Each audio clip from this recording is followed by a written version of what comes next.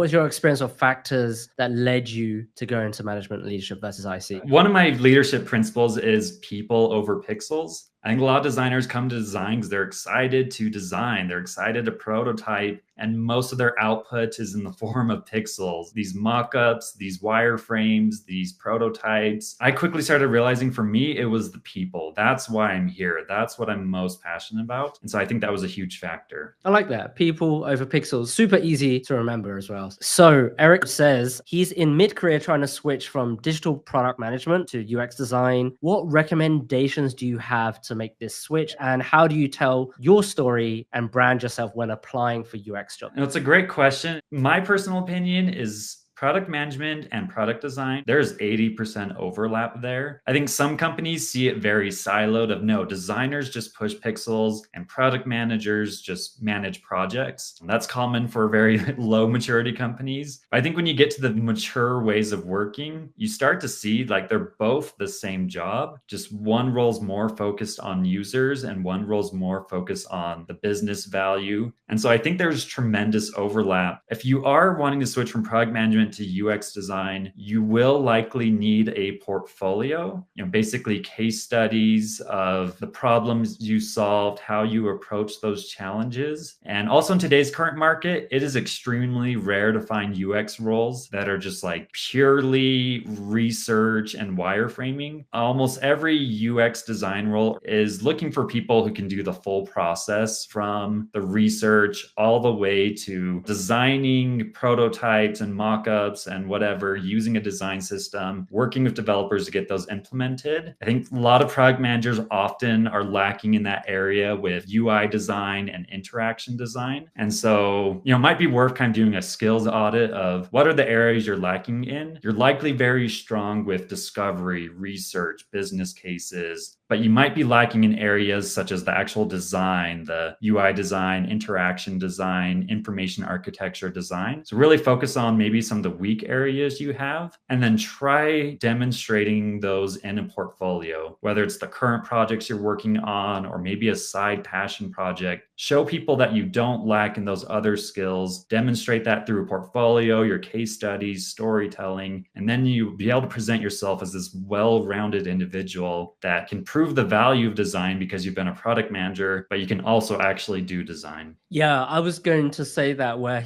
Eric can lean on his strengths of being in the field of product management and have that more zoomed out view and business case view that he can then bring to the table, because that's what we hear about a lot, right? Folks are like, no, how do designers level up? They need to learn about the business and the business case, have these product management skills. So it's actually a great transition, and are really passionate about design. That kind of just makes sense. It's kind of a superpower that most designers don't know how to communicate the business value of what they're doing. They usually just say this will make people's lives better. They don't know how to convert better and happier and satisfied into revenue, into decreasing costs. And I think that's where most product managers are really strong. So you can really rely on that strength to set you apart. Let's go to our next question. Can you talk more about your experience taking on internal opportunities from stakeholders versus executives?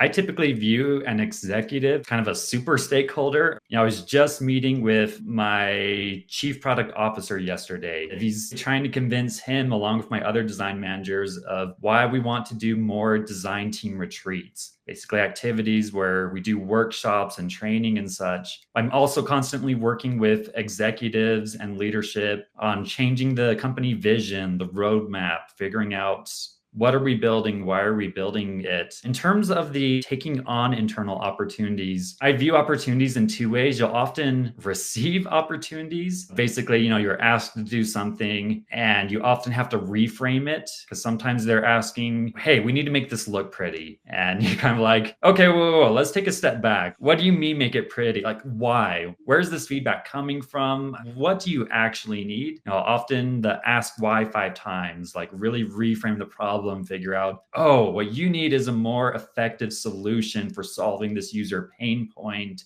So I often have to reframe problems. There's also a lot of just hidden opportunities. I regularly go and interview stakeholders. I'll sit down with them for 30 minutes and just say, what's on your mind? I've done this with sales, with support, with development. They will tell you what's keeping them up at night. And you can often connect that to how design can help contribute to that. And they don't even realize that. Most people don't understand what design is. They just think, oh, you're the pixel pushers. You make things look pretty. They don't understand the systems thinking, the strategy, the research, how we can utilize design systems and other things to help them achieve their goals. And so I'll regularly do that to seek out internal opportunities and just be like, hey, we can help with that problem, and then start creating a strategy of how we can do that. Is there a difference between different stakeholders in terms of communication? Let's just say it's a product manager versus the CPO. Are there communication differences there? How do you think about that? Definitely be very different communication differences. I view developers as stakeholders, product managers as stakeholders. And often when you're working with those individuals, you're really getting into the details, because that individual is ultimately going to be responsible for the day-to-day details of how do we implement a solution? What are the requirements for a solution? Typically, when you're going up higher levels with directors, VPs, executives, they're often not as concerned about a specific project, unless it's like a very high priority, like we don't do this, we're going to die. There are exceptions, but they're often more concerned about the big level, the how do all these individual projects work together. A lot of companies have these roadmaps with features, but they rarely have architects and people thinking about how's this all going to fit together to a cohesive product. And that's usually what those executives and VPs are concerned about, or might just be relationships in general of, they're hearing conflict between designers and developers. And you're trying to just really resolve that conflict. There's something widespread happening in the organization. How do we handle that?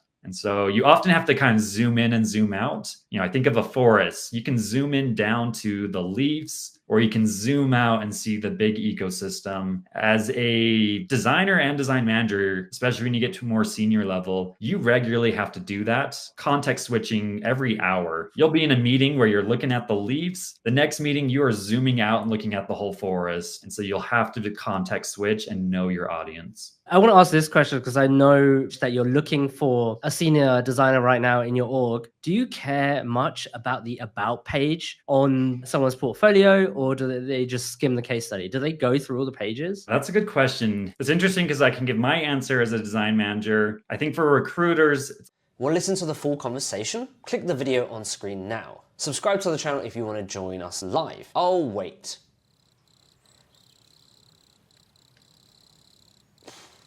Okay, fine, you don't have to join us for the live stream, but if you like stuff like this, then click that subscribe button. I'll see you on the inside. Bye!